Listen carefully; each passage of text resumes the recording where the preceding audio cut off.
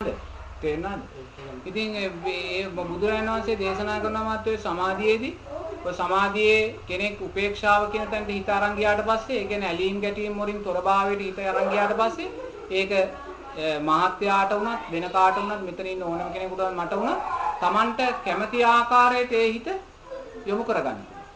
කම්මල් කරුවා අර යකඩේ තලල රත් කරලා හරිතැනට ආපුවාම කැමති ආකාරයක ඒක හැඩයන් නවා ගන්නවා වගේ උපේක්ෂාව කියන තැනට තමන්ගේ හිත අරන් ගියාම ඇලීම් ගැටීම් තොරභාවයට හිත අරන් ගියාට පස්සේ හිත කැමති ආකාරයට වෙනස් කරගන්න පීඨ ගන්න පුළුවන් කියලා. ඒකට එහෙම තැනකදී බුදුරජාණන් වහන්සේ කියනවා චුතූපපාත ඥානය, పూర్වේ නිවාසානුස්සති ඥානය, పూర్වේ නිවාසානුස්සති කියන්නේ පෙර જાතීන් දැකීමේ ඥානය. චුතූපපාත ඥානය කියන්නේ මැරිලා සත්වයා ඉපදෙන තැන දැකීමේ ඥානය.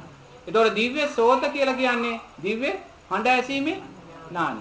දිව්‍ය චක්කු කියලා කියන්නේ දෙවියන් දැකීමේ ඥානය. එතකොට ඒවා අර මේ සමාධිය තුල ඒ අරමුණු කරලා ගිහිල්ලා ලබන්න පුළුවන් කියලා බුදුරජාණන් වහන්සේ දේශනා කළා. ඉතින් එහෙම ලැබපුවා වූ ස්වාමීන් වහන්සේලා අපිට මුණ ගැහිලා තියෙනවා. ඉතින් එවැනි අවස්ථාවන් වලදී සිදු වුණා වූ ඔය සිද්ධියක් තමයි මහත්ය කියන්නේ. ඉතින් ඒ නිසා හැම වෙලාවෙම අපි හිතන්න ඕන මාත්‍යෝ අපිට දෙවියන් නොපෙනුනාට දෙවියන්ට අපිව පේනවා. ඒ කාරණේ හොඳට මතක තියාගන්න. ඉතින් එහෙම තියාගෙන ඉතින් මේ දෙවියන් හැම වෙලාවෙම අපි තෙරුවන් කෙරෙහි ශ්‍රද්ධාවෙන් ජීවත් වෙනවා නම් අපි සීලය ආරකාන්ත සීලයක් හැටියට රැකගෙන ජීවත් වෙනවා නම් මාත්‍ය නිරේතුරුව මේ දෙවියන්ගේ ආරක්ෂාව අපිට තියෙනවා. තේරෙනවද? කොතනකදීවත් දෙවියන් අපිව අනාථ කරන්නේ ආටානාටිය සූත්‍රයේදී බුදුරජාණන් වහන්සේ ළඟට ඇවිල්ලා සතරවරන් දෙවිවරු කියනවා භාග්‍යවතුන් වහන්සේ භික්ෂු භික්ෂුණී උපාසක උපාසිකා කියන සිවණක් පිරිසට යම් අමනුෂ්‍යයෙක්ගෙන් යම් පීඩාවක් සිද්ධ වෙනවා නම් මෙන්න මේ කට්ටියට අඬ ගහලා කියන්න කියලා. ආටානාටි සූත්‍රයේදී ඒකයි කියන්නේ. තේරෙනවද? ඉතින් බුදුරජාණන් වහන්සේ ඒක පිළිගන්න. පිළි අරගෙන භික්ෂු භික්ෂුණී උපාසක උපාසිකාවන්ට පනවනවා ඔබට මෙවැනි දෙයක් වෙනවා නම් මෙන්න මේ දේ කරන්න කියලා. තේරෙනවද? ඒතකොට ඒ කියන්නේ ඒ දෙවිවරු තේරෙනවද? ඒක කරන්නේ මෙහෙමයි. ඒතකොට සතරවරන් දෙවියෝ මේ පල්ලෙහා නැහැ. තේරෙනවද? සතරවරන් දෙවියෝ දිව්‍ය තලවල ඉන්නේ. ඒතකොට සතරවරන් දෙවියන්ගෙන් වරම් ගත්තා වූ සම්මියද්දෘෂ්ටි යක්ෂ පිරිස් මේ පල්ලෙහා ඉන්නවා. තේරෙනවද? ඒ යක්ෂ පිරිස් වලට ඒ දේ කතා කරලා කිව්වහම අපි කතා කරලා කියන්නේ නැහැ. ඒගොල්ලෝ දන්නවා සීලය තුල ඉන්නවනේ. ඒගොල්ලෝ ඇවිල්ලා ඒක විනාශ කරලා විසිරලා අර කට්ටිය එලවලා දාන්න. තේරෙනවද? ඉතින් ඒ ස්වභාවය ලෝකයේ තුල තියෙනවා. නමුත් ඒ ස්වභාවය තුල ලෝකයේ තියෙනවා කියලා දැනගන්නේ අපි තෙරුවන් කෙරේ ශ්‍රද්ධාවට සකස් වෙච්ච කෙනා ඒක ලෝකයේ තුල තියෙනවා කියලා දකිනවා. මොකද බුදුරජාණන් වහන්සේ කියපු දෙයක්. තේරෙනවද? බුදුරජාණන් වහන්සේ කියපු දෙයක් නිසා එයා ඒක දකිනවා. ඒ නිසා මේ ධර්ම මාර්ගයේ ගමන් කරද්දි මාත්‍යෝ අපිට මේ ලෝකයේ තියෙන උපරිම ශ්‍රේෂ්ඨම ආරක්ෂාව තමයි අපි ආරක්ෂාව අනේක වාරෙන් මාත්‍යත ආරක්ෂක හමුදාවන්නේ නේද? ඉතින් අපි ආරක්ෂාව වෙන කොච්චරකම තියෙනවද නේද? එතකොට මේ සැබෑම ආරක්ෂාව බුදුරජාණන් වහන්සේ කියන්නේ තෙරුවන් කෙරෙහි ශ්‍රද්ධාව, සීලය, දානය කියන කාර්යය. මීට වඩා ආරක්ෂාවක් මේ තුන් ලෝකෙම නැහැ කියලා බුදුරජාණන් වහන්සේ දේශනා කරනවා. මේ තුන ප්‍රධානම ආරක්ෂාව වෙන්නේ කොහොමද මාත්‍යෝ? මේ තුන රකිද්දි අපි නිරේතුරුවම සිල් රකිද්දි, නිරේතුරුවම දන් දෙද්දි, නිරේතුරුවම තෙරුවන් කෙරෙහි ශ්‍රද්ධාව වෙද්දි අප ළඟට සම්‍යක් දෘෂ්ටික බලවේග ලං වෙනවා. තේරුණාද? අර සතරවරන් දෙවියන්ගෙන් වරම් ගත්ත අර ශක්තිමත් බලවේග අපි ළඟට ලං වෙනකොට මේවැ ඉන්න මිත්‍යා දෘෂ්ටික බලවේග අයින් වෙනවා. එතකොට ඒගොල්ලෝ අපි ළඟට ලං වෙලා අපි කරන පින් දැක කුසල් දැක තව තවත් අපි ළඟ ඒගොල්ලන්ගේ අපිට වරදක් නැහැ. ඒගොල්ලෝ අපිව ආරක්ෂා කරනවා. අපි කන්තෝරුවට යනකොට ඒගොල්ලෝ අපේ පිටිපස්සෙන් එනවා. අපි වාහනේ යනකොට ඒගොල්ලෝ අපේ වාහනේ ඉන්නවා. අපි ගෙදර ඉන්නකොට ඒක අහල පහල. නමුත් අපි දන්නේ නැහැ. තේරෙනවද? නමුත් අපි අන වෙලාවේ අපිට අනතුරක් වුණොත් අපිට කවුරු හරි බෝම්බයක් ගැහුවොත් එයාට පුළුවන් මේ බෝම්බෙට මේව අතින් මේවා කරලා ඉලක්කේ වරද්දලා දාන්න. තේරෙනවද? ඉලක්කේ වරද්දන්න පුළුවන්. එතකොට අපේ වාහනේ වේගය වැඩි කරලා ඇක්සලරේටරේ බර වැඩි කරලා වාහනේ වේගවත් කරන්න ඒගොල්ලන්ට පුළුවන්.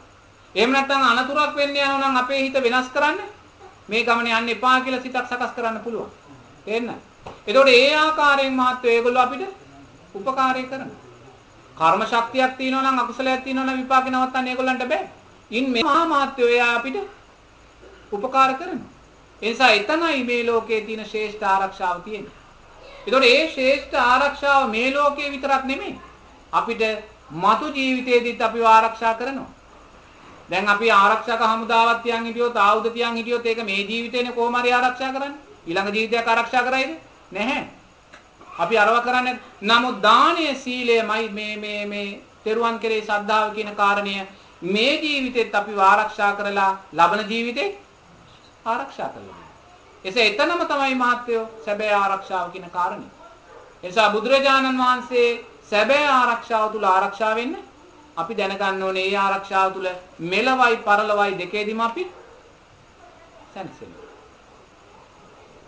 ඉන්න කෙනාට මහත්වෝ ගෙදරදී පින් දෙන්න ඕනේ. වෙන කොහෙද පින් දෙන්නේ? බිම්බිසාර රජුලන්ගේ මාලිගාවට වෙන බිම්බිසාර රජුලන්ගේ ඥාතීන්ට පින් දෙන්නේ නේද? දැන් ගෙදර ඉන්න කෙනා පිනට කැමති නම් දැන් මහත්යලා ගෙවල් ආශ්‍රිතව පිනට කැමති කෙනෙක් හිටියා නම් මහත්යා කිව්වොත් මෙතෙන්ට ඇවිල්ලා ඇති. තේරෙනවද? මහත්යා දන් දෙන්න කොහේ හරි දුරකට ගියොත් ඒගොල්ලොත් මහත්යා පිටිපස්සේ එතෙන්ට එනවා. ඒ නිසා ගෙදර ඉන්න කෙනාට ගෙදර ඉඳන් පින් දෙනවා කියන්නේ ආ පින් ගන්නවනේ. ඒ පින් ගන්නවායි කියලා තැනදී මහත්යා අනතුරක් කරන කෙනෙක් නෙමෙයි. එයා පින් ගන්න කෙනෙක්. තේරෙනවද? ඒ නිසා එවැනි කෙනෙකුට පින් දීම තුලින් ඒගොල්ලෝ නිසා තමන්ට අර අපි නොදන්නා වූ මහා අමනුෂ්‍ය කොටස් ඉන්නවා මහත්මයා. තේරෙනවද? මහා විකෘති අමනුෂ්‍ය කොටස්, දරුණු අමනුෂ්‍ය කොටස් ඉන්නවා. දන් දෙනවට අකමැති අමනුෂ්‍ය කොටස් ඉන්නවා. තේරෙනවද? මේ අපේ ස්වාමීන් වහන්සේ කෙනෙක් කියනවා ඒ ස්වාමීන් වහන්සේගේ ජීවිත කාලේ ඒ ස්වාමීන් වහන්සේ දැක්ක විකෘතිම අමනුෂ්‍ය ප්‍රේතයෝ ඉන්නේ එක්තරා රජමහා විහාරයක ඉඳලා තියෙනවා. තේරෙනවද? ඒ ප්‍රේතයෝ රැල් පිටින් ඉඳලා තියෙනවා. ඒ ප්‍රේත රැළක 150 200ක් ප්‍රේතයෝ ඉන්නවලු මහත්තයෝ. එක ප්‍රේත රැළක ප්‍රේතයෝ 150 200ක් ඉන්නවලු. තේරුවන් සරණයි පුතේ සූපත්‍ය දීර්ඝාසසය. චතුරාර්ය සත්‍ය මතන එක ප්‍රේත රැළක ප්‍රේතයෝ ඒසා ඉන්නවා. නමුත් මේ හැම ප්‍රේතේකම මහත්තයෝ මහා විකෘතිලු. විකෘතිභාවයෙන් තොර එකම ප්‍රේතෙක් එතන නැහැලු. බාධක රූප ජීවි ප්‍රේතයෝ නෙමෙයි මේ අන්ත විකෘති ප්‍රේතයෝ. මේ යාල ආශ්‍රිතව තියෙනා වූ රජමහා විහාරයක. ඒතකොට දැන් මේ ස්වාමීන් වහන්සේ කල්පනා කරලා තිනවා මේසා විකෘති ප්‍රේතයින් කොහොමද ඉන්නේ කියලා මේ රැල් වශයෙන්. තේරෙනවද? එක ප්‍රේතෙක් ස්වාමීන් වහන්සේත් එක්ක කතා කරලා තිනවා. ස්වාමීන් වහන්සේ අහලා තියෙද්දි ඔබ කවුද කියලා අහලා තියෙද්දි මේ ප්‍රේතයා කට අරිනවා නමුත් එයාට වචනේ එන්නේ නැහැ. තේරුවන් සරණිතේ සූපත්‍ය දීර්ඝාසසය. තේරුවන් සරණිතේ සූපත්‍ය දීර්ඝාසසය. කටෙන් වචනේ නැහැලු. එයා මොකක් හරි කියන්න යනවා. නමුත් ඒ භික්ෂුව බලනකොට පැහැදිලි කරලා ඒ ප්‍රේතයාගේ මේ මුළු කටම වණ වෙලාද. එයාට වචන කියන්න බෑ මුළු කට වණ වෙලා. ඒ කියන්නේ මුසාවාදා හරි මොනවා හරි අකුසල් කර්මයක් නිසා මේ මුළු කටම වණ වෙලා. තේරෙනවද? ඊට පස්සේ මේ හාමුදුරුවෝ තමන් කල්පනා කරලා බල්ලා තිනවා මේ කුමක් නිසාද මේසා විකෘති ප්‍රේතරල් මේ ආරන්නේ ඉන්නේ කියලා.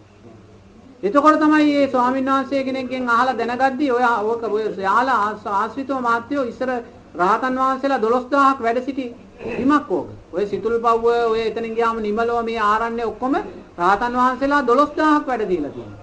ඒතකොට මේ 12000ක් රහතන් වහන්සේලා වැඩ සිටිය කාලේ මහත්තයෝ මේ යාල කියන්නේ ශාස්ත්‍රීක ගොවිබිම්. ලංකාවේ තිබේ ශාස්ත්‍රීකම ප්‍රදේශ. ශාස්ත්‍රීකම වැව් තිබ්බේ යාල. තේන ওই ප්‍රදේශේ. නමුත් අර බැමිණිටියාසාය හරි මම ඉතිහාසය ගැන එච්චරම දන්නේ නැහැ. මේ බැමිණිටියාසාරය යමක් ආපු වෙලාවේ ඒ දකුණු ඉන්දියාවේ ආක්‍රමණයක එකතු වෙලා යම් බමුණෙක් මේ මුළු ගම් පිටින්ම විනාශ කළාලු මහත්තයෝ. ගෙවල් දොරවල් දුවදරුව කිරිලරුවෙක්වත් තියලා නැහැ. එතකොට තමන්ගේ මේසා දේවල් අර හමුදාවක් ඇවිල්ලා විනාශ කරද්දි මහත්තයෝ මේ මිනිස්සු ද්වේෂයෙන්මයි මැරෙන්නේ. දේශයෙන්ම මැරිලා මුළු ගම් පිටින්ම විනාශ වෙලා ගියාට පස්සේ ඒගොල්ලන්ට පිනක් දෙන්නවත් කිසිම දෙයකට කෙනෙක් හිටියේ නැහැ, ඉතුරුනේ නැහැ. එතකොට තමන්ගේ හරක බාන විනාශ කරද්දි දරුවා කපලා කොටලා මරද්දි වීබිස්ස විනාශ කරලා ගිනි තියද්දි අර වෛරයෙන් දේශයෙන් මැරුණ මිනිස්සු අර තමයි අර රංචු වශයෙන් ප්‍රේතය වෙලා අදත් ඉන්නේ අවුරුදු 10 ගාණක් ගිහිල්ලා මහත්තයෝ. තේරෙනවද? ඒතර බලන්නේ ඒසා දරුණු විකෘතිමත් ප්‍රේත කණ්ඩායම් මේ ප්‍රේතය අතර ඉන්නවා. තේරෙනවද? ඒ නිසා නමුත් අර ගෙවල් ආශ්‍රිතව ජීවත් වෙන්නේ. ඒ වගේ දරුණු වෙයි නැහැ. තේරෙනවද? නමුත් Taman අර පින් දෙනකොට ඒ පිනට කැමති ප්‍රේතයන්ගේ බලයක් තියෙනවා.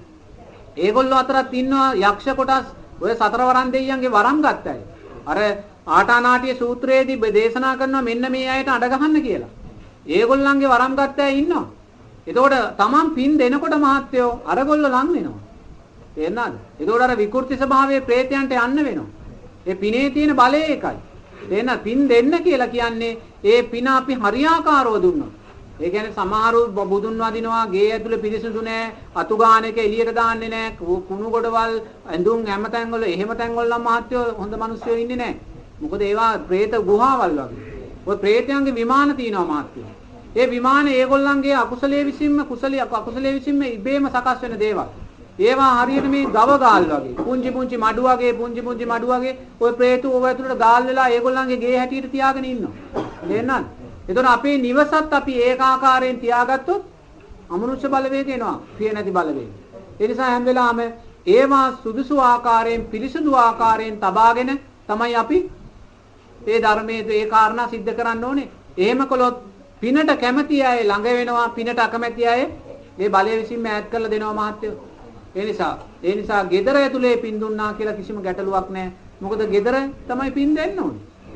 තේරෙනවද? මොකද ඒගොල්ලන්ගෙන් අපිට උපකාර කරන මිනිස්සුත් ඉන්නවා. තේරෙනවද? එතකොට ඒ ගේ ඇතුලේ පින් දුන්නා කියලා කිසිම ගැටලුවක් නැහැ. ඒක තෙරුවන් කෙරෙහි අපල ශ්‍රද්ධාව, සීලය ආරක්ෂා කිරීම, දානය කියන කාරණා. මේ තුන කරනකොට අනිවාර්යයෙන්ම මෛත්‍රියක් වැඩෙනවා.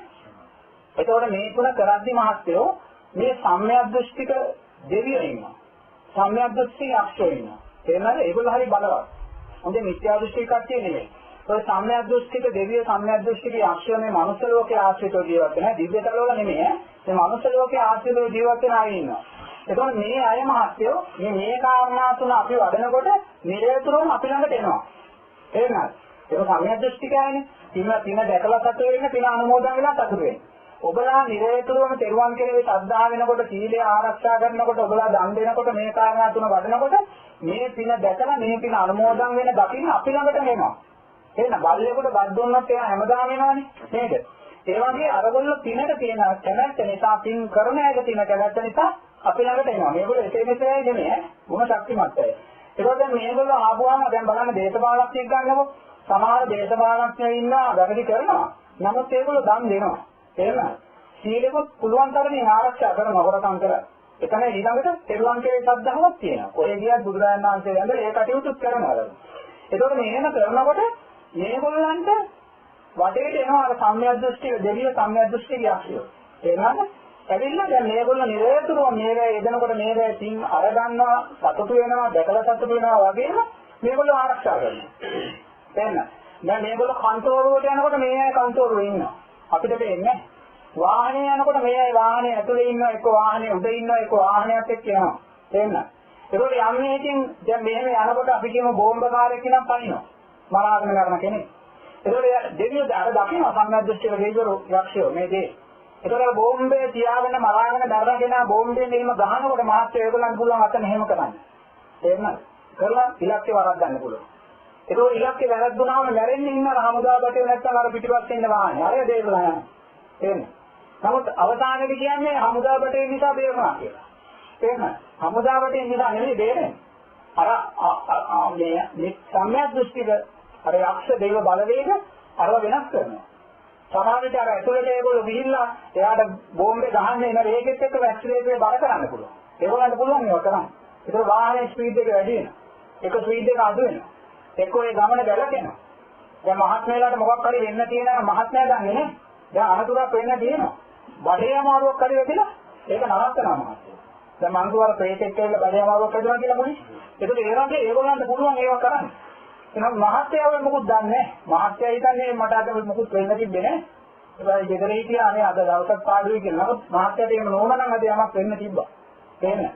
ඒ වගේ මහත්යෝ අපි තෙරුවන් කෙරේ ශ්‍රද්ධාව ඇති කරද්දී, සීලය ආරක්ෂා කරද්දී, දාන පූජා කරද්දී, විශේෂයෙන්ම දානය වැදගත් වෙන නැතන්දී මේ කාරණා කරද්දී අපි වටේ අපිට නොපෙනුනාට අපි වටේ සම්‍යක් දෘෂ්ටික දෙවියෝ තාය අක්ෂෝ ඉන්නවා. ඒක නේද අක්ෂෝ කියන්නේ ඒකලා දෙවි කොටස. ඒක දිව්‍ය කොටස ඉන්නවා. හැම වෙලාවෙම අක්ෂෝ කියන්නේ මිත්‍යා දෘෂ්ටික අක්ෂෝ ඉන්නවා.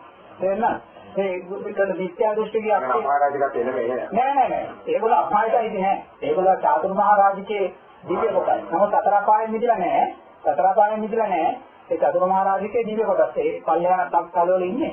නමුත් ඒගොල්ලෝ මාත්‍රය මේ මිත්‍යා දෘෂ්ටික අක්ෂෝ ඉන්නවා. ඒගොල්ලෝ ඇවිල්ලා අර ගොර හැටි. එළියට පැනලා. සතු වෙලා. තේරෙනවද? හරි මේ බිය හිතන වගේ ස්වභාවයෙන් මේකල කිසි සෞම්‍යකමක් නැහැ. කලුයි කොයි අක්ෂය. එහෙමයි මිත්‍යා දෘෂ්ටික අක්ෂය. තේරෙනවද? දැන් මේ සම්‍යක් දෘෂ්ටික අක්ෂය දිව්‍ය ස්වභාවයේ අක්ෂය ඉන්නේ. තේරෙනවද? ඒකෝට අර එහෙම ඇවිල්ලා අර ආකාරයෙන් වහනවා. ඒකෝට බලන්න දැන් ඒ දේශපාලඥයෙක් මරාගෙන දරන කොටි කෙනා කොච්චර ක්‍රියාත්මකව පැන්නත් දෙවිච්චා ඉන්නවා. ඒ දෙවිච්චා ඉන්නවා. එතන මේ දේවනේ මහත්යෝ එයා තුල තියෙන අර ශක්තිය. ඒකෝට ඒ ආරක්ෂාවය ලැබුණේ පෙරුවන් කෙරේ ශ්‍රද්ධාවෙන් සීලෙන් දාන. ඕකේ. දැන් යක්ෂයෝ ඉන්නවනේ. මිත්‍යා දෘෂ්ටික යක්ෂයෝ ඉන්නවා. තේරෙනවද? සම්‍යක් දෘෂ්ටික යක්ෂයෝ නෙමෙයි ඈ. යක්ෂයෝ කිව්වම සම්‍යක් දෘෂ්ටික යක්ෂයෝත් ඉන්නවා මිත්‍යා දෘෂ්ටික. සම්‍යක් දෘෂ්ටික යක්ෂයෝ කියන්නේ මේ ධර්මයට කැමතියි. තේරෙනවද? ඒගොල්ලෝ දහස් ගණන් 100 ගණන් පිරිවරත් එක්ක ඉන්නේ. තේරෙනවද? ඒගොල්ලෝ බොහොම හැඩි දැඩි බොහොම ශක්තිමත් ශරීර තියෙන මේ බුදේ ස්වාමීන් වහන්සේලා කියන්නේ මේ අත් වලට බලලු දාලා බොහොම නලල් පොතවල් බඳලා බොහොම මේ සම්‍යක් දෘෂ්ටික යක්ෂයෝ. ඔය පෙර ජීවිතවල වල ඒ අය සමාජයට හාමුදුරුවෝ වෙන්න පුළුවන් නේද? සමාජයට ද්වේෂයේම කේන්තියෙම තියෙන ස්වාමීන් වහන්සේලා ඉන්නවා, සමහර දේවල් උපාදානය කරගත්ත ස්වාමීන් වහන්සේලා ඉන්නවා. ඒ වගේම මේ සම්‍යක් දෘෂ්ටික යක්ෂ බලවේග හැටියට උපදින. ඒවා නේ දෙවිවරු වගේ. පිරිසත් එක්ක ඒ පැත්තම පාලනය කරන්නේ ඒගොල්ලෝ තමයි. ඒතකොට මිත්‍යා දෘෂ්ටික යක්ෂයෝ ඉන්නේ. ඒගොල්ලෝ ධර්මයට කැමති නැහැ. තේරෙනවද? මේ මිත්‍යා දෘෂ්ටික යක්ෂයෝ අර වගේ නෙමෙයි. ඊට වඩා දරුණුයි. තේරෙනවද? බොහොම දරුණු ස්වභාවයක්. ඒතකොට මේ මිත්‍යා දෘෂ්ටික යක්ෂයෝ මේ භූත සත්තු තමයි මරන් කන්නේ. තේරෙනවද? දැන් මේ මනුස්ස ලෝකේ වගේම තමයි නොපෙනෙන ලෝකේ. මේ මිත්‍යා දෘෂ්ටික යක්ෂයෝ අර භූත සත්තු මරාගෙන කනවා. එක හාමුදුරුවෝ කෙනෙක් තමන් සමාධියෙන් වැඩ ඉන්නකොට ඒ හාමුදුරුවෝ දකිනවා ඒක යක්ෂයෙක්ගේ මේ විමානයක් තියෙන තැනක ගසක් යටක හරක් ඔලු 8ක්. හරක් ඔලු 8ක්. නමුත් ඒ ස්වාමීන් වහන්සේ හරක් ඔලු මේ මනුස්ස ලෝකේ ජීවත් වෙන හරක්ගේ ඔලු ඇටියට නෙමෙයි දක්ලා තියෙන්නේ. ඊට වඩා ටිකක් සියුම් පොඩි හරක් ඔලු. තේරෙනවද? ඒ කියන්නේ මේ මිත්‍යා දෘෂ්ටික යක්ෂයා අර භූත හරක් 8 දෙනෙක් මරාගෙන කාලා තියෙනවා. මොකද භූත හරක් රැල්ල වල ඒ හරක් ඉන්නවා. තේරෙනවද? අර රැල්ල වල තෑගින් ඉන්නේ. ඔය අම්බන්තොට පැති ඒ පැති වල එක හරක් රැල්ලේ 300 හරක් ඉන්නවා. ඔය මරණ සත්තු ඔය මේ අරයා ඒකට අර කතාවෙන් මරන්නේ නැහැ. ඒකට ඒ ස්වාමීන් වහන්සේ දැකලා තිනවා අයිමා මේ භූත මාළුවෝ. තේරෙනවද? භූත මාළුවෝ එයා කියනවා ඒ එක මාළුවෙක් 3ට නවලා තිබිලා තියෙනවා. එක මාළුවෙක් මේ 3කට නවලා කෑලි 3කට. ඒතකොට ඒ 3ට නැවුවාමත් ඒක එක කෑල්ලක් අඩි 10ක විතර ප්‍රමාණ එක මාළුවෙක්. ඒ වගේ මාළු වට්ටියක් තියලා තියෙනවා මාළු 3 දෙනෙක් විතර. ඒතකොට මේ යක්ෂයා අර භූත මාළු අල්ලගෙන. තේරෙනවද? එයාගේ විමානය තුල තියෙන යට කන්න. ඒතකොට අපි මේ මහසය මූදේ අපි දකින මාළුවා විතරක් නෙමෙයි. ඒවැ භූත මාළුත් තියෙනවා. ඔය දීවරයෝ මැරිලා මුහුදු උපාදානය කරගත්ත අය මැරිලා හැමදාම මාළු මරලා ඒ අකුසල් නිසා මැරෙන මොහොතේම භූත මාළු වෙලා ඔය විදිහට උපදිනවා. තේරෙනවද? ඒතකොට මේ භූත මාළු අර යක්ෂය මරහගෙන කනවා. ඒගොල්ලන්ගේ ආහාරය ඒකයි. තේරෙනවද? ඒගොල්ලන්ගේ ආහාරය ඒකයි. ඒතකොට බලන්න ලෝකයේ කියන දේ මොන දුකක්ද? අපි මෙහෙම කිව්වට අපිත් මේ මිත්‍යා දෘෂ්ටික යක්ෂ වෙලා ඉපදිලා ඉන්නේ. තේරෙනවද? අපිත් භූත මාළු වෙලා ඉපදිලා ඉන්නේ. අපිවත් මරන් කාලේ ඇති. ඒක තමයි ලෝකයේ ස්වභාවය. නේ. මේ ලෝකයේ ස්වභාවය දැකලා ඒවා කෙරේ ගැටෙන්න නෙමෙයි. අපි මේ ලෝකයෙන් ගැලවිලා යන්න ඕනේ කියන කාරණේ හිතන්න කියලා බුදුරජාණන් වහන්සේ දේශනා කරනවා. මේ කොහොම වුණත් දරුවෝ තිරිසන් සංඥා ගන්න එපා. තේරෙනවද? තිරිසන් සතා කියන්නේ කර්මයේ විපාකයක්මයි. ඒ සත්තුන්ට තිරිසන් ස්වභාවයේ ඉන්න දෙන්න ඔබලා ඒව ගන්න යන්න එපා. ඔබලා නිරතුරුවම දිව්‍ය සංඥාම ඇති කරගන්න. තේරෙනවද? ඔය සංඥා හරි දරුණුයි. දැන් ගෙවල් වල මාළු ටැංකියක් හදාගෙන මාළු ටැංකිය තියාගෙන ඉන්නවනේ මිනිස්සු ඕන තරම් දහස් ගණන් වියදම් කරගෙන නේ. ඇයි ඒ යමාරු කියනවා රුධිර පීඩනයට හොඳයි, මානසික ව්‍යාධීන්ට හොඳයි කියලා අරක දිහා බලාගෙන ඊට පස්සේ මාළු ටැංකි භාවනාව කරනවා. එහෙම කරනවනේ. අරක දිහා බලාගෙන කරනවා. උපාදානයේ සකස් වෙන්නේ මාළුවට. තේරෙනවද? හරිම භයානකයි. වයසක ආය අර මාළුවම සිතේ මවාගෙන අර ලස්සන හැඩ ලස්සන වර්ණේ උපාදානයේ බලවත් ඕක බලබලා ඉන්න ගමන් මේ අම්මා මලොත් අර විතරේ උපත ලබන්න පුළුවන්. උපාදානීය කියන්නේ එහෙම දෙයක්. ඒකයි බුදුරජාණන් වහන්සේ කියන්නේ මේ සත්ත්ව සංඥාවන්ගෙන් මිදෙන්න. සතා කියන්නේ සතර අපාය.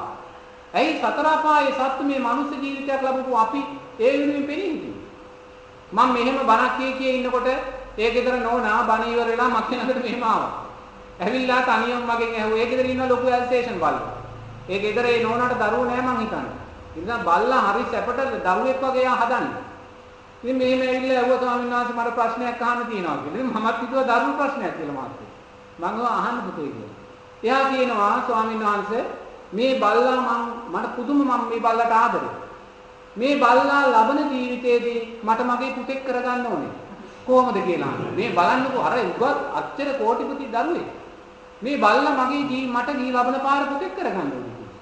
මං කිව්වා දරුවෝ කවදාක්වත් ඔබට මේ බල්ලව ඔබේ පුතෙක් කරගන්න නම් බෑ ලබන ජීවිතේ. හැබැයි ඔබ ඔය සංඥාවෙන් මිදුනේ නැත්තම් ඔබ ඔය සංඥාව තියාගත්තොත් ඔබ ලබන ජීවිතේ බැල්ලියකගේ කුසේ බැල්ලි පැටියෙක් වෙලා ඉපදෙනවා කියලා. තේරෙනවද? බැල්ලියකගේ කුසේ ඔබ බැල්ලි පැටියෙක් වෙලා ඉපදෙනවා. ඇත්ත කියන්නේ බෑ තරහ වුණත් නැත්තම් මොන අපරාධයක්ද? බලන්නකෝ මිනිස්සු හිතන දේ තිරිසන් සතායි Taman ඉන්න තැන තේරුම් ගන්න තාම බෑ. ඒ තිරිසන් සතා කියන්නේ සතර අපායේ සතෙක්. දැන් මේ සාරිපුත්ත මහරහතන් වහන්සේ සතර අපායේ පෙළගස්සනකොට මුලින්ම කියන්නේ පෙරේතයා. පෙරේතයාට වඩා පල්ලෙහෙන් තමයි මේ තිරිසන් සතා කියන්නේ. මොකද පෙරේතයාට පින් ගන්න පුළුවන්. පින් ගන්න පුළුවන් පෙරේතයාට. දැන් තිරිසන් සතාට පින් ගන්නවත් බෑනේ. තේරෙනවද? ඒ කියන්නේ පෙරේතයාට පල්ලෙහා තැනකයි තිරිසන් සතා කියන්නේ. දැන් පෙරේතෙක් ඔබේ ඇඳ උඩ ඉන්නවට ඔබ කැමතිද? පෙරේතෙක් ඔබේ ඔඩොක්කුවේ ඉන්නවට ඔබ කැමතිද? පෙරේතෙක් ඔබේ කාලේ උඩ ඉන්නවට ඔබ මේ සැටිය උඩ ඉන්නව. නමුත් අපි පෙරේතෙකුට වඩා පල්ලෙහා කෙනෙක් මෙමෙ තියන්නේ. ඈ? එහෙම හිතන්න ඕනේ. එනිසා මානුවා කියන්නේ දරුවෝ අකුසල් නිදි. දැන් කෙනෙක් මුහුදු යනවා. ඔබ නිර්මාංශයි. එයා ලොකු මේ තලපතෙක් මේ කෙලවල් එක අල්ලන් එනවා. මැරිලා නැහැ. ඔබ දැකලා කියනවා අනේ පුතේ මම මෙන්න සල්ලි දුන්නා ඔක නිදහස් කරන්න කියලා. සත්ව හිංසා කරුණාව. එයා නිදහස් කරනවා. ඒ නිදහස් කරපු දවසේ ඉඳන් දරුවෝ එයා මොකද කරන්නේ? වර්ගයා බොහෝ කරනවා. දාස් ගණන් පැටව බිත්තර ආයිමත් දානවා. නේද? නැත්තම් බිත්තර පැටව දාන ගෑනු සතුකට උපකාරී වෙනවා. ඈ? ඔබ නිදහස් කරලා දැන් මේ එනම් පුතේ අකුසල් නිදියක් නේද? ඈ? අකුසල් පැටව ගැසීමක් නේ ඔබ මේ එළියට දැන්නේ ඒක පව් කියලා. තව මරණයට සතුන් බෝ කරන කෙනෙක් ඔබ නිදහස් කරනවා. තේරෙනවද? මේ ධර්මයේ කියන්නේ ඒක ධර්මයේ ශ්‍රද්ධාව දෙන්න බෑ ඔහොම හිතන්නේ. සතුන් නිදහස් කිරීම පිනක් දරුවා. පින අනිත්‍යයි වැඩක් නෑ. ඇයි දැන් ඔබ ගිහිල්ලා මස් කඩේට ගිහිල්ලා හරකෙක් නිදහස් කරනවා. හරකා තුලද පින තිබුණේ? හරකා තුලද? නැහැ. ඒ ක්‍රියාව නිසා ඔබයි ඒ කුසල් චිත්තය සකස් කරගත්තා. නේද? නමුත් ඒ කුසල් චිත්තය සකස් කරගන්නත් ඔබට තිරිසන් සතෙක් ඕනේ වුණා. ඈ දුර්වලකම නෙමෙයිද? නමුත් ඔබේ සතාව නිදහස් කරලා ඔබ ගිහිල්ලා දානවා කොහේ හරි ගොවිවලකට. ඒ සතා ගිය දවසේ ඉඳන් එක්ක පැටව බෝ කරනවා, පිරිමි සතෙක් වෙලා නැත්නම් පැටව ගහනවා. තව මරණයට සතු බෝ කරනවා. ඔබට මේක ඉවර කරන්න පුළුවන්ද? එහෙනම් ඉවර කරන්න බැරි දෙයක් ඇයි අපි අල්ලගන්නේ? ඉවර කරන්න පුළුවන් දෙයක් මෙච්චර පෙරිපෙරි තියෙන්නේ. තිරිසන් සත්ත්ව සංඥා එපාම කියලා අතහරින්න. එයාගේ ලෝකේ එයායි කියන්නේ ඔබේ ලෝකේ ඔබ ධර්මයේ ලෝකෙට එන්නේ. තිරිසන් සත්ත්ව සංඥාව හරි භයානකයි. තේරුණාද? මහත්මයා මේ බුදුරජාණන් වහන්සේගේ කාලේ වෙච්ච දෙයක්. බුදුරජාණන් වහන්සේ කාලේදී මේක හාමුදුරුවෝ කෙනෙකුට පුතග්ජන ස්වාමීන් වහන්සේ නමකට කෙනෙක් සිවුරක් පූජා කරනවා. තේරුණාද? ඒ සිවුර සකස් කරලා නෙමෙයි රෙද්දක් හැටියට පූජා කරනවා. ඉතින් මේ හාමුදුරුවෝ මේ සිවුර ගිහිල්ලා එදා ඒගොල්ලන්ගේ නංගිලාගේ දෙන්න දෙනවා. හාමුදුරුවෝ හරි ආසයි ඒ සිවුරට. හොඳ රෙද්දක්. ඉතින් මේ මොකද පුතේ? මොකද මෑණියෝ? මේ සිවුර ගිහිල්ලා නංගිලාගේ දෙන්න දෙන්නේ. එයා ඇත්තට විනය තුල හිටි හාමුදුරුවෝ නමක් නෙමෙයි. නංගිලාගේ දෙන්න දීලා දැන් ටික කාලයක් ගියාට පස්සේ මෙයාට හිතනවා දැන් මේ සිවුර මම මහ ගන්න ඕනි කියලා. මෙයා දැන් නංගිලාගේ දෙන්න ඇවිල්ලා සිවුර ඉල්ලනවා. නංගි බැලුවා මේ සිවුර මට මේ හාමුදුරන්ට සිවුරට වැඩිය මේ මට මේක සාරියකට හොඳයි කියලා අර සිවුරට වෙන රෙද්දක් තියලා ඇයේගේ ඇඳුමක් මහගත්තා. ඒතකොට අර හාමුදුරුවෝ සිවුර ඉල්ලුවාම අර එයා සූදානම් කරගත්ත මේක තමයි දුන්නේ. ඒක දුන්නාට පස්සේ හාමුදුරුවෝ ඒකට කැමති වුණේ නැහැ. මට අරක දුන්න දේ දෙන්න කියලා කොහොම හරි අර දුන්න දේ මෙයා ඉල්ලගත්තා. ඒතකොට එimhe ඉල්ලගෙන ගිහිල්ලා මේ හාමුදුරුවෝ මේකෙන් සිවුරක් කරා. දැන් සිවුරක් ඔක්කොම කරලා මේ සිවුර අක්කලයාගේ දරම තියලා ගියා මං හෙට මේක පාවිච්චි කරනවා මේක කියන්නේ කියලා. මේ හාමුදුරුවෝ රැය අපවත් වෙනවා. තේරෙනවද? මේ රැය අපවත් වෙලා මේ දැන් හාමුදුරුවෝ කෙනෙක් අපවත් වුණාට පස්සේ අර දැන් අර චීවරයක් නේ අරක අක්කා ගෙනල්ලා ඒක සංඝයාට දෙනවා. මේ ඊයේ මේක හාමුදුරුවෝ මෙහෙම කළා. ඒ නිසා දැන් මේක අපිට මේක මේ කාට හරි දෙන්න කියලා. ඒතකොට මේ බුදුරජාණන් වහන්සේ මේක දකිනවා. මේ සිද්ධිය දකින්නකොට මහත්මයෝ මේ චීවරේ මැක්කේ කියන්නේ මේ මැක්කේ කොයි මහත්ය කිව්වා වගේ මේ චීවරේ පුරා දුවනවා. තේන්න? මේ චීවරේ පුරා දුවනවා. බුදුරජාණන් වහන්සේ මේක දැකලා කියනවා මේ ස්වාමීන් වහන්සේලාට කෙනෙක් කාමදුර කෙනෙක් මරණාට පස්සේ ඒ චීවරේ සංඝයාගේ කැමැත්ත මත කෙනෙකුට පූජා කරන්න. දැන් එහෙම පූජා කරන්නේ අද්දි තමයි අර මැක්කා මේකේ වටේ දුවන්නේ. බුදුරජාණන් වහන්සේ කියනවා මේක පූජා කරන්න එපා. සතියක් මේක තියලා තියන්න කියලා. ඇයි අර හාමුදුරුවෝ තමයි මැක්කා වෙලා ඉපදුනේ මැරෙන වෙලාවේ චිවුර උපාදානිය වුණා. එහෙනම් දෙතර මැක්කා කියන්නේ මහත්මේ මිනිස්සෙක්ම තමයි පෙරදී. මදුරුවා කියන්නේ මිනිස්සෙක්ම තමයි. මමත් අප්‍රමාණ මදුරුව වෙලා ඉපදිලා ඇති. මාව අනුන් අප්‍රමාණ ගහලා මරව දාලත් ඇති. ඒතකොට එතනදී අකුසලයේ කියන කාරණේ හීනයි කියලා දෙයක් නැහැ. ඒ සත්වයක්මයි. නමුත් චේතනාවේ බලවත්භාවයේ හීනභාවයේ මත අකුසලයේ ප්‍රමාණය ලොකු කුඩා වෙනවා මාත්‍ය. ඒ නිසා අපි හැම වෙලාවෙම උත්සාහ කරන්නේ මధుරෙක් වුණා. ඒක එළවලා දාන්න. බුදුරජාණන් වහන්සේ කියනවා රූපය කියන්නේ මායя කියලා. තේරෙනවද? ඒතර මధుරෙක් වහද්දී අපි මధుරවා හැටියටයි ඒක දකින්නේ. දැකලා ගහනවා. ගැව්වම අකුසලයක් සිද්ධ වෙනවා. now බුදුරජාණන් වහන්සේ කියනවා රූපය මායя කියලා. මధుරවා කියන්නේ රූපයක්. නමුත් අපි මේ මధుරවාව මායя හැටියට දැක්කොත් අපි යාට ගහනවද? නෑ මෙයා ආවේ අකුසලයක් කරලා දෙන්න අපිට. තේරෙනවද? අපි ඒක හඳුනාගත්තේ නෑ. ඒ නිසා එතන අකුසලේ සිද්ධ වුණා. ඒ නිසා මාත්‍යෝ නිරේතුරුවම අපි උත්සාහ ගන්න ඕනේ පුළුවන් ආකාරයෙන් සතෙකුට හිංසාවක් වෙන තැනදී ඒක බලක්ව ගන්න. ඒක මధుරවාද මැක්කාද කියන කාරණේ නෙමෙයි. එතනිනුත් අපිට වැළකෙන්න පුළුවන් නම් ඒක ලොකු දෙයක්. මොකද මේ තිරිසන් ලෝකය කියන්නේ මාත්‍යෝ අපේ කර්මෙටම ඇති වෙච්ච දෙයක්. අපිට අකුසල් දෙන්නම ඇති වෙච්ච දෙයක්. තේරෙනවද? තිරිසන් සතා කියන දේ ධර්මයේ කොතනකවත් බුදුරජාණන් වහන්සේ මාත්‍යෝ මිනිස්යාට සම්බන්ධ කරලා දෙන්නේ නැහැ. අපි කුටියකට ගියොත් ඒ කුටියේ ගේ කුරු ජෝඩුවක් හිටියොත් කූඩුවක් හදාගෙන අපි කැපකරුවට කියන්නේ ඒක අයින් කරන්න කියලා ඒ දෙන්න ඉන්නනම් අපිට කුටියේ ඉන්න බෑ. ඒක විනය නීතියක්. අපි කුටියකට ගියාම එතන පරේ ජෝඩුවක් ඉන්නවා නම් ඒ කැපකරුට කියන්න ඕනේ පරේ ජෝඩුව අයින් කරන්න කියලා. නැත්නම් අපිට ඉන්න බෑ. ඒක විනය නීතියක්. මොකද ඒ සත්තු නිසා කාමයේ සකස් වෙනවා. තේරෙනවද? බුදුරජාණන් වහන්සේ අපි දන් වළඳලා ඉතුරු බත් ටික කවදාකවත් බල්ලෙකුට දෙන්න කියලා අපිට කියලා නැහැ. සතුන් නැති පාවෙන ජලයකට දාන්න කියලා අපිට කියලා තියෙනවා. තනකොළ නැති පොළවකට දාන්නයි කියලා තියෙනවා. කොතනකවත් සතෙකුට දෙන්න කියලා නැහැ. මොකද සතාට දුන්නොත් ඒ සතා හිටත් එනවා. ඒ සතා අනිද්දත් එනවා. ඊට පස්සේ ආ තවත් කෙනෙක් එක්කන් එනවා. ඊට පස්සේ ආ එතන පැටව ගන්නවා. ඒ සත්තු නිසා ස්වාමීන් වහන්සේලා කාමයේ රාගයේ සකස් වෙනවා. ඒ නිසා තිරිසන් සතා කියන කාරණේ හැම වෙලාවෙම අපෙන් බැහැර කරලා තියෙනවා. ඒ නිසා තිරිසන් සත්ත්ව සංඥාව මොනම හේතුවක් නිසාවත් ගන්නෙ. දැන් අපි ගෙවල් වල සත්තු හදනවා. බල්ලෝ හදනවා, පූසෝ හදනවා, හැම දෙයක්ම හදනවා. ඒක වැණිය හරිම භයානක දෙයක් ධර්මානුකූලව බලන්න. මොකද සතර අපාය කියන කාරණේ පෙළගස්සද්දී සතර අපාය කියන කාරණේදී බුදුරජාණන් වහන්සේ ඉස්සෙල්ලාම පෙළගස්සන්නේ ප්‍රේතයා. එහෙනම් සාරිපුත්ත මහ රහතන් වහන්සේ කියන්නේ මුලින්ම ප්‍රේතයා. මොකද ප්‍රේතයාට පුළුවන් පින් ගන්න. පරදත්ත රූප ජීවි ප්‍රේතයාට පුළුවන් පින් ගන්න. ඒ නිසා එයයි මුලට එන්නේ. තිරිසන් සතා ඊටත් වඩා පල්ලෙහාට එන්නේ. මොකද එයාට මුකුත්ම කරන්න බෑ. තේරෙනවද? ඒ නිසා බුදුරජාණන් වහන්සේ ප්‍රේතයාටත් පල්ලෙහා තමයි තිරිසන් සතා තිබ්බේ. එයාගේ අකුසල් කර්ම අනුව. එහෙනම් අපි අපේ ගෙදර සැටිය උඩ, පුටුව උඩ, මේසේ උඩ ප්‍රේතෙක් ඉන්නවට කැමතිද? නැහැ. ඒතර අපි ප්‍රේතෙක් ඉන්නවට අකමැති නම් ප්‍රේතයාටත් වඩා පල්ලෙහා තැන ඉන්න බල්ලෙක් පූසෙක් අපි සැටිය උඩ, මේස උඩ ගේ ඇතුලේ තියා ගන්නවා නම් සුදුසුද? නැහැ. එයා ප්‍රේතෙකුටත් වඩා පල්ලෙහා තැනක ඉන්නේ. නේද? එහෙමයි සාරිපුත්ත මහ රහතන් වහන්සේ ඒක පෙළගස්සන්නේ. ඒතර මේ සතුන් හැදීමේ තියෙන බලවත්ම පීඩාව තමයි මේ සතා කියන කෙනා. තේරෙනවද? මැරෙන වෙලාවේ උපාදානයන් දෙකක් සකස් කරගන්න. මොකද අපි പ്രേත ලෝකේ අපේ මිනිස්සුયો പ്രേත වෙලා ඉපදෙනවා වගේම പ്രേතයෝ වගේම මේ තිරිසන් പ്രേත ලෝකෙකුත් තියෙනවා. තේරෙනවද? තිරිසන් പ്രേත ලෝකයක් තියෙනවා. තේරෙනවද? ඒ තිරිසන් പ്രേත ලෝකේ പ്രേත අලි ඉන්නවා, പ്രേත හරක් ඉන්නවා, പ്രേත මිනිහරක් ඉන්නවා, പ്രേත වලි කුකුල්ලෝ ඉන්නවා, പ്രേත බල්ලෝ ඉන්නවා, പ്രേත පූසෝ ඉන්නවා. මේ හැම සතෙක්ම പ്രേත ස්වභාවයෙන් සත්තු ඉන්නවා. ඒගොල්ලන්ගේ සත්ව ස්වභාවයෙන් ඉන්නේ. තේරෙනවද? එතන මේ සතා പ്രേත සතෙක් වෙලා උප්පත්තිය ලබන්නේ හේතු දෙකක් නිසා. එක රැළ කෙරෙහි තියෙන උපාදානය. තේරෙනවද? දැන් ඔය කැලවල් වල හරක් රංචු ඉන්නවා. ඒගොල්ලෝ මැරෙන වෙලාවේ ඒගොල්ලන්ට වෙන උපාදානයක් නැහැ. රැළ උපාදානය. එතකොට ඒ රැළ උපාදානය වෙලා ඒ රැළේම භූත සත්වයක් වෙලා අපිට පේන්නේ නැහැ. ඒක සමාධියෙන් දකින ස්වාමීන් වහන්සේලා තමයි දකින්නේ අර රැළේ භූත සත්තු ඉන්නවා කියලා. ඒ භූත ස්වභාවයෙන් ඉන්නවා. ඊළඟට තමයි ස්වාමියා උපාදානය කරගන්නේ.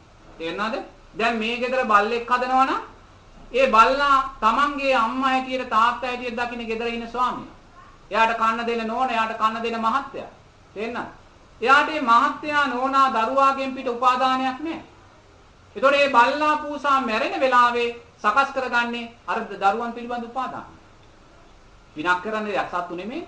ඒතකොට මේ උපාදානය අනුව භූත සත්වයක් කියලා ගේ ඇතුලෙන් බහිනවා. අපි දන්නේ නැහැ. ගෙදර බල්ලා මැරුණා.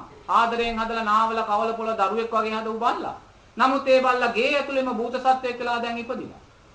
එයා මේ සැටිය උඩ ඉන්නවා, මේස උඩ ඉන්නවා. අපි කන ආහාර මේසෙට බැඳලා කෑම තොල ගන්නවා. ප්‍රේත සතෙක් ඇටියට අපි දන්නේ. ඇඳ උඩ ඉන්නවා අපි දන්නේ නැහැ. තේරෙනවද? ඉතින් ඒ භයානක භාවය එතන තියෙනවා. තේරෙනවද? ඉතින් ඒ නිසා අපි නොදන්නවාට අපි ඇති කළා වූ අර සුරතල් සත්තු මැරිලා අපේ ගේ තුලම භූත ස්වභාවයේ සත්වය හැටියට බැහැගෙන ඉන්නවා. නමුත් ඒක ඊට වඩා භයානක භාවයක් තියෙනවා. ඒ භයානක භාවය තමයි මේ භූතස්ථා ගේ ඇතුලේ ඉන්නවා. නමුත් මේ සතාට ආදරය කරපු නෝනා මහත්ය හරි කවුරු හරි ගෙදර ඉන්නවා. මොකද සමහර අය සත්තු කෙරෙහි අප්‍රමාණ ලෙන්ගතුයි. දරුවෙකුට වඩා ආද. මම දවසක් ධර්ම සාකච්ඡාවක් කරන එක්තරා ඉහළ ගෙදර ගියා වෙලාවේ බණ ඉවරුණාට පස්සේ ඒ ගෙදර නෝනා මගේ ළඟට ඇවිල්ලා ඒ ගෙදර ඉන්න ලොකු ඇල්සේෂන් බල්ලෙක්. බොහොම සැපට හැදුච්ච බොහොම ආදරයට හැදුන බල්ලෙක්. මේ නෝනා මගේ ළඟ මේ වාඩිලා මගෙන් ඇහුවා හාමුදුරනේ මට පෞද්ගලික ප්‍රශ්නයක් අහන්න කියලා. මං කිව්වා අහන්න පුතේ කියලා. එතකොට මේ නෝනා මගෙන් අහනවා ස්වාමීන් වහන්සේ මේ බල්ලා මම මේ ආදරයෙන් හදන බල්ලා මට ලබන ජීවිතේ මගේ දරුවෙක් කරගන්න ඕනේ. ඒක කරගන්නේ කොහොමද කියලා. බලන්නකෝ ආව ප්‍රශ්නේ. මේ බල්ලා ලබන ජීවිතේ මගේ දරුවෙක් කරගන්න ඕනේ. මම මේක කරගන්නේ කොහොමද කියලා. එතකොට මං කිව්වා මෑණියෝ මේ බල්ලා ඔබේ දරුවෙක් කරගන්න නම් කොහොමත් බෑ. නමුත් ඔය බලු සංඥාව ඔබ අයින් කරගත්තේ නැත්නම් ඔබ ලබන ජීවිතයේ බැල්ලියකගේ කුසේ බැල්ලි පැටියෙක් වෙලා ඉපදෙන්න පුළුවන්. ඒකයි වෙන්නේ. තේරුණාද? ඒ බලන්න අච්චර නුවණ තියෙන අච්චර තාන්න මාන්න තියෙන ඒ නෝනා එහෙම හිතනවා නම් ගෙදර ඉන්න සිරිසංසතාවට හිතන්න පුළුවන් ඊට වඩා එයා උපාදානය කරගන්නේ අම්මතාට. ඒතකොට දැන් එයා භූත සත්වයක් ඇතුළට මේ ගේ ඇතුළම ඉන්නවා. දැන් නෝනා හරි මහත්තයා හරි අසනීප වෙලා දැන් මැරෙන්න යනවා. මැරෙන්න යනවා කවදා හරි අපිත් මැරෙනව නේද? ඉතින් ඒ සත්තුත් මේ ගේ ඇතුළේ ඉන්නවා. අපි මැරෙන්න යනකොට හැම කෙනෙක්ගේම හිත දුර්වලභාවයටපත් වෙනවා. සීලෙන් පරිපූර්ණ නැත්නම්. ඒතකොට මේ දුර්වලභාවයටපත් වෙනකොට අර අමනුෂ්‍ය රූපයන් අපිට පේනවා. සමහරට ඒ අමනුෂ්‍යයින්ට ඝන කරලා පේන්න පුළුවන්. තේරුණාද? ඒ රූපය අපිට පේනකොටම දැන් අපි වර්ණ තරහකාරයෙක් ඉන්නවා. අවුරුදු 25කට ඉස්සෙල්ලා අපෙන් රුපියල් 5000ක් ගත්ත මිනිහෙක් ඉන්නවා කියන්නකො. දැන් අවුරුදු 25ක් වෙනවා. දැන් හිත බස් එකේ යනකොට මේ මිනිහයා දකින්නවා. දකින්න ගමන් අර අතීතේ මතක් වෙනව නේද? එයාගෙන් ඒව ඉල්ලනව නේද? මතක් වෙනවා. නමුත් අපි හිතාගෙනවත් නෙමෙයි බස් එකට නැග්ගේ. නමුත් ඒක එහෙමයි. අන්න ඒ වගේ අර නෝනා මරණ වෙලාවට අර භූත සත්‍යය පෙනී. ඒතර නෝනා ආදරෙන් විතිය භූත සත්‍යයට. දැන් නෝනාට මේව ගලප ගන්නත් බෑ. නෝනා එකපාරට මගේ පුතේ හරි බ්ලැකී හරි කියලා අර සතාව අල්ලගන්න. එයාත් අතනම ගිහිල්ලා බැහැලා. බලන්න මේ අනුතුරුදායක බව. ඒතර මෙන්න මේ අනුතුරුදායක බව සම්මා සම්බුද්ධ ඥාණයෙන් දැකලා ඒවා අපිට දකින්න බෑ. ඒකයි බුදුරජාණන් වහන්සේ ඒවා අයින් කරන්නේ අපි. ඒවා අයින් කරන්නේ. සිරිසන් ලෝකය කියන්නේ කමඨහනක් විතරයි. සිරිසන් ලෝකේ කමඨහනක් කරගන්න. සිරිසන් ලෝකයේ දුක කමඨහනක් කරගන්න. සිරිසන් ලෝකය කියන්නේ හුරතල් කරන දෙයක් නෙමෙයි. සිරිතල් ලෝකය කියන්නේ අපේ තනියට තියාගන්න දෙයක් නෙමෙයි. සිරිසන් ලෝකයේ කමඨහනක් කරගෙන සිරිසනෙක් නොවන තැනට අපි යන්න කියන කාරණා. තේරුණාද? එසා මාළුවත් එහෙම තමයි. දැන් ඔය ගෙවල් වල ලොකු මාළු ටැංකිය හදාගෙන තියෙන්නේ. දොස්තර මහත්තයා කියනවා රුධිර පීඩනය තියෙනවා නම් මේ මානසික රෝගී මෙහෙ තියෙනවා පුතේ. දැක්කේ නැද්ද ආරෙන්නේ. ඉතින් දොස්තර මහත්තයා කියනවා රුධිර පීඩනය කියලාම ඉන්න නැත්නම් මහත්තයාට හොඳයි. රුධිර පීඩනය තියෙනවා මේ මානසික රෝග තත්ත්වයන් තියෙනවනම් ඉතින් අරක දිහා වාඩිලා බලාගෙන ඉන්නවා. මාළු වාගේ ඉරියව් නේද? ඔය බලාගෙන ඉන්න ඒකට අපි කියන මාළු ටැංකි භාවනාව කියලා. එතන කියන්නේ ඒක වඩනවා. භාවනාව කියන්නේ වැඩිමක් නේ. සතර සතිපට්ඨානය වඩනවා කියන්නේ සතර සතිපට්ඨානය වැඩෙනවා අනිත්‍ය සංඥා. සමාධිය වඩනවා කියන්නේ සමාධි භාවනාව කියන්නේ සමාධිය වැඩෙනවා. බුදු ගුණ වඩනවා කියන්නේ බුදු ගුණ වැඩෙනවා. දැන් අතන ඉඳන් මොකද්ද වැඩෙන්නේ? මේ ත්‍රිසං සංඥා වඩන්නේ. තේරෙනවද? දැන් මේක ත්‍රිසං සංඥා වඩා ඉන්න ගම අපි මැරෙන වෙලාවක් එනවා. මේ මැරෙන වෙලාව දැන් අරකට ආසාවෙන්නේ අර බලාගෙන ඉන්න. සමහරු මාළු කිව්වම හරිම ආසයි. ඒතකොට මේ බලාගෙන ඉන්න ගම සකස් වෙන්නේ අර ත්‍රිසං සංඥාව. මේ මාළු පිටරේකින් බැහැ ගන්න. තේරුණාද? මාළු බිත්තරයකම අපි බැහැ ගන්න. ඒවා තිබ්බට කමන්නේ. ඒ අපි මාත් එතෙන්ට යන්නේ බෑ. ඒක උපාදානය කරන කන්න දෙන්න පොන්න දෙන්න තේරුණාද? නරඹන්න එපා. මොකද මාළුවාගේ තියෙන විචිත්‍රභාවය බලන්නකෝ. මාළුවා කොච්චර ලස්සනද කියලා බලන්නකෝ. ඔය මාළු කියන්නේ මාත්‍ය පෙර ජීවිතේ මිනිස්සෙක්මයි. තේරුණාද? ඒ මනුස්ස ජීවිතේ කළා වූ පින්කම් නිසා දුන්නා වූ ආහාර වස්තු සමහර ඉන්නවනේ සමහර මිනිස්සු ඉන්නවා පුළුවන් තරම් වස්ත්‍ර පූජා කරනවා. අපි කියමුකෝ වයින් ස්ටෝක්ස් එකක් තියෙන මුදලාලි කෙනෙක් කියලා. ඒගොල්ලෝ වස්ත්‍ර පූජා කරනවා අනුන්ට දෙනවා සලු පිළි දෙනවා පන්සලෙන් මොකක් හරි කිව්වොත් කර්ටන් අරන් දෙනවා. ඒවත් කරනවානේ නේද? නමුත් සීලෙන් පල්ලෙහා. ඒතකොට සීලෙන් පල්ලෙහා නිසා එයා තිරිසන් ලෝකෙට වැටුණොත් අර දුන්නා වූ ලස්සන ඇඳුම් ආයිත්තා මරව නිසා එයා ලස්සන මාළුවෙක් වෙලා ඒ ලස්සන ලැබෙන ඥානසංසය. ඒක විපාකයක් යා. නේද? ඔය මිනිස්සුම තමයි. වෙන කෙනෙකුට ඔයම ලස්සන මාළු වෙලා ඔය විදිහ අනුන්ගේ හිත දිනා ගන්න ස්වභාවයට එන්න බෑ. තේරෙනවද? නමුත් සීලෙන් දුස්සීලයි දානය තුලින් තමයි ඔය ජීවිත ලබන්නේ. ඒ නිසා එතනට වැටෙන්නේ. ඒ නිසා මේ සියලුම දේවල් මහත්ය බුදුරජාණන් වහන්සේ අනුතුරුදායක දේවල් කියලා මතක් කරලා තියෙනවා. ඒ නිසා කොයිලාක්වත් ඒවා කෙරේ